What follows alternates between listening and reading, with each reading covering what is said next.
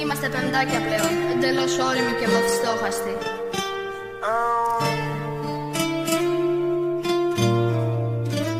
Ξεκινάει η μέρα, τσάντα στον νόμο. Πάμε για μάθημα και πού στο χώμο.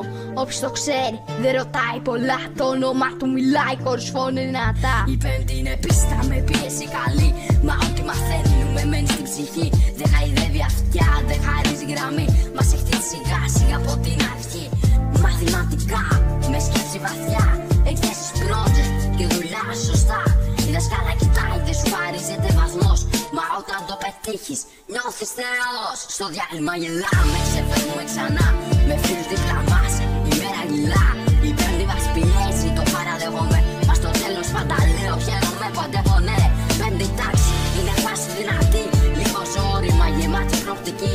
Μαθαίνουμε, γελάμε, χτίζουμε σκέψη. Είναι η χρονιά που όλα παίρνουν μια άλλη θέση. Ξεκινάει η μέρα, τσάντα στον νόμο. Πάμε για μάθημα και πού στο χώμο. Όποιος το ξέρει δεν ρωτάει πολλά. Το όνομά του μιλάει χωρίς φωνή δυνατά. Ξεκινάει η μέρα, τσάντα στον νόμο. Πάμε για μάθημα και πού στο χώμο. Όποιος το ξέρει δεν ρωτάει πολλά. Το όνομά του μιλάει χωρίς φωνή δυνατά. Πέμπτη τάξη, είναι φάση δυνατή. Λίγο ζόρι, μα γεμάτη προοπτική. Μαθαίνουμε, γελάμε, χτίζουμε σκέψη. Είναι η χρονιά που όλα παίρνουν μια άλλη θέση. Στο διάλειμμα γελάμε, ξεφεύγουμε ξανά. Με φίλους δίπλα μας, η μέρα γυλά.